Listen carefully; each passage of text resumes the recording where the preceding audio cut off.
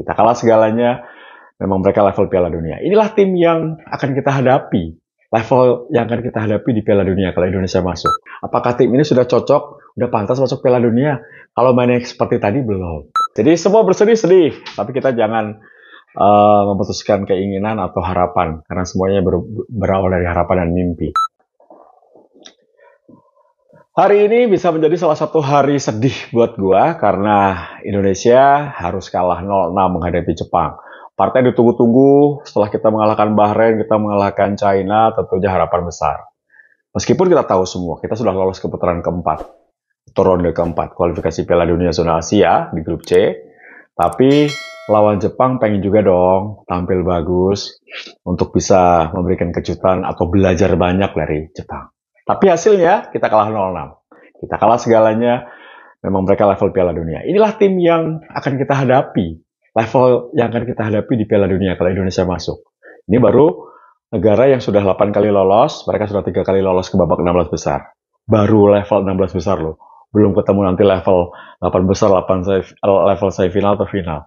Belum ketemu Argentina, Jerman, Spanyol, Italia, Perancis, atau negara-negara lain yang tentu sudah langganan Piala Dunia. Belum ketemu negara-negara Afrika, Nigeria,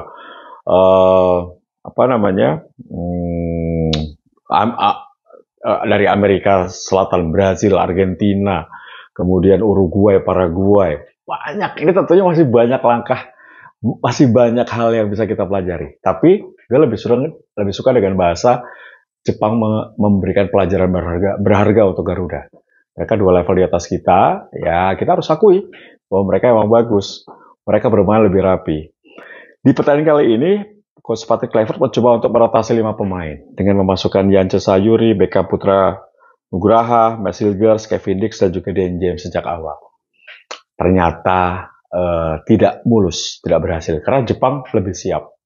Jepang pressing di area tinggi, Jepang tidak memberikan kesempatan kita memegang bola lama, Jepang tidak memberikan kesempatan kita keluar dari garis tengah, kita dipaksa bermain di sepertiga lapangan, maksimal setengah lapangan, dan bahkan untuk mendekati kotak penalti lawan, susah. Kita tidak pernah loh, satu tendangan pun tidak ada. 0 shot on target, 0 shot. Jadi memang benar-benar tidak ada kesempatan untuk memberikan tekanan pada penjaga gawang Osako.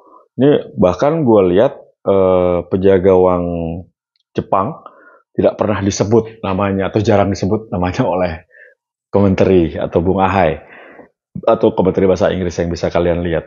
Memang mereka bermain sangat bagus. 3-4-3 mereka berbeda karena 4 pemain di tengah itu tidak ke samping, mereka ke tengah gitu. Jadi memberikan kesulitan bagi Tom Haya dan juga Joe Pelopessi untuk bisa berkembang.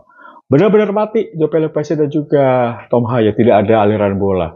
Oleh terlalu jauh di depan, lone striker. Jarak antar pemain kita terlalu jauh. Jadi banyak lubang yang bisa mereka eksploitasi untuk melakukan umpan-umpan terobosan. Bahkan 6 gol yang tercipta, gue lihat dari dalam kotak penalti. Tidak ada set piece bola mati, tidak ada bola-bola jauh. Semua mendekat ke kotak penalti dan menciptakan gol. Mengganggu dengan one-to-one mereka yang cepat. Dan itu memang kelebihan Jepang. Ketika menghadapi Australia, mereka punya 12 peluang.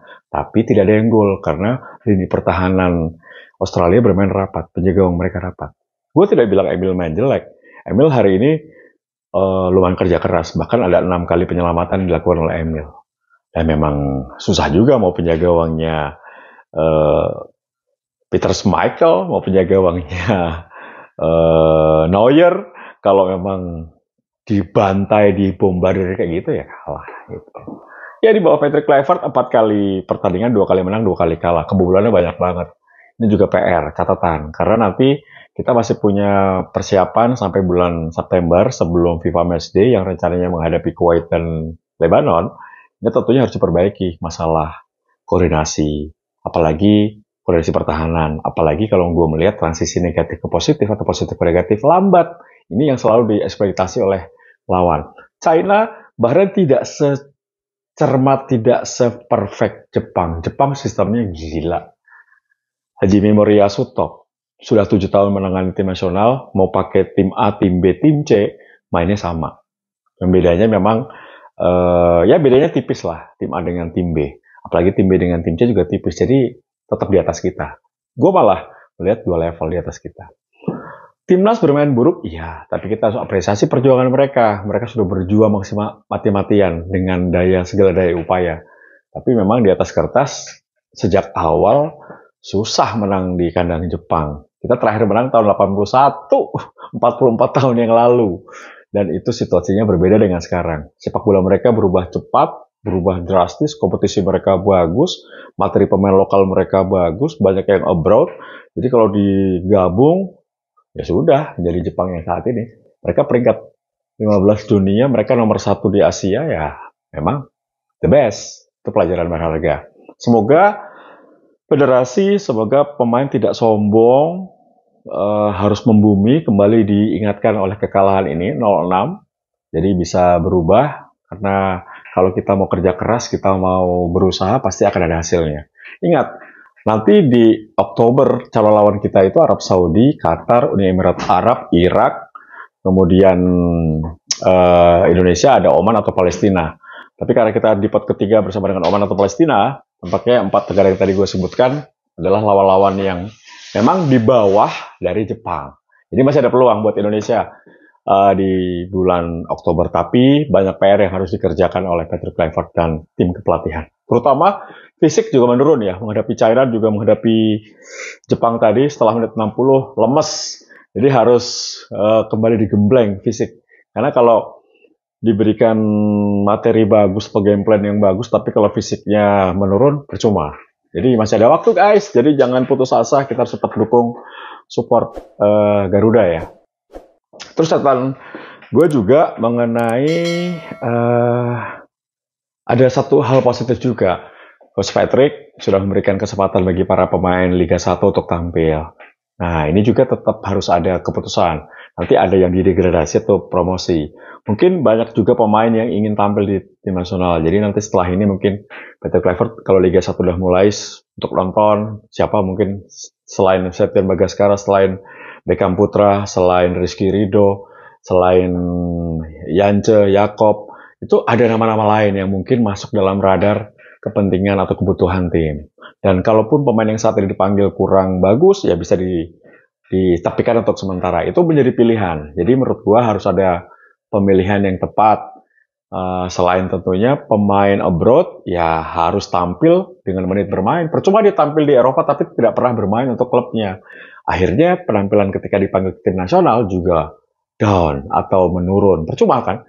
Namanya siapa? Oh, main di Liga Belgia misalnya, atau Liga Spanyol, tapi cadangan, nggak pernah main, buat apa? Lebih baik para pemain bisa dapat menit bermain meskipun di tier kedua atau tier ketiga, tapi memiliki menit bermain atau bermain di Eropa itu akan lebih bagus. Jadi banyak PR, tapi kita support karena memang ini sudah menjadi sebuah jalan. Tim nasional harus melewati masa-masa sulit, tidak mungkin semua di atas terus, pasti kalau mau di atas ada prosesnya. Dan ini naik turun, menang, kalah. Tapi belum berakhir untuk lolos ke Piala Dunia. Semua mimpi lolos ke Piala Dunia sama dengan gua. Gua juga punya mimpi Indonesia lolos ke Piala Dunia. Tapi kita harus realistis. Apakah tim ini sudah cocok, udah pantas masuk Piala Dunia? Kalau mainnya seperti tadi, belum. Ini melawan Jepang, sudah kateteran seperti itu. Gimana melawan negara-negara Eropa yang sudah sering ke Piala Dunia? Ya, jadi kita harus realistis. Kita harus pemain juga harus kerja keras. Kalau ingin Piala Dunia nggak ada yang jatuh dari langit, semuanya berusaha. Kita masih punya dikasih kesempatan untuk ke putaran keempat, itu jalan terbaik. Jangan sampailah ke round kelima, akan lebih berat karena kita menghadapi wakil Oseania, wakil dari Eropa, wakil dari Amerika Selatan, CONCACAF, lebih berat. Jadi realistisnya fight di putaran keempat, round keempat. Itu guys, jadi semua bersedih-sedih, tapi kita jangan memutuskan keinginan atau harapan, karena semuanya berawal dari harapan dan mimpi. Tinggal semoga federasi dan juga para pemain bisa bangkit. Masih ada waktu lumayan sampai September, latihan keras, dan nanti kita bisa memanfaatkan pertandingan menghadapi Kuwait dan Lebanon ya di FIFA Matchday untuk persiapan ke bulan November. Kalau nggak salah tanggal 8 Oktober akan menghadapi putaran keempat. Itu guys, itu opini gue. Kita terus support ya tim nasional Garuda. Karena kalau bukan kita, siapa lagi yang mendukung tim nasional Garuda? Semoga semua diberikan kelancaran. Oh iya, kalau apakah perlu nambah pemain diaspora? Menurut gue sih nggak perlu ya dalam waktu dekat seperti ini. Karena kalau datang pemain diaspora, misalnya si A, si B, si C, datang 3 orang, mereka butuh waktu lagi untuk adaptasi. Lebih baik maksimalkan pemain yang ada. Gembleng lagi pemain Liga 1, terus lebih banyak lagi mungkin chemistry sehingga apa yang diinginkan oleh Patrick Kluivert dan tim kepelatihan bisa dimengerti oleh para pemain. Karena kalau sering bertemu dan sering bertanding bersama itu akan lebih dapat. Dan waktu itu masih ada. Tetap semangat PSSI, tetap semangat tim nasional Garuda. Karena 270 lebih juta manusia yang mungkin di Indonesia dari jumlah semua masyarakatnya mungkin 40% atau 50% pasti menyukai sepak bola. Jadi kita tetap support. Itu opini gue. Semoga bermanfaat dan terima kasih udah nyaksikan Tes Blue TV. Sampai ketemu lagi di lain kesempatan. Tino Grow sign out. Bye.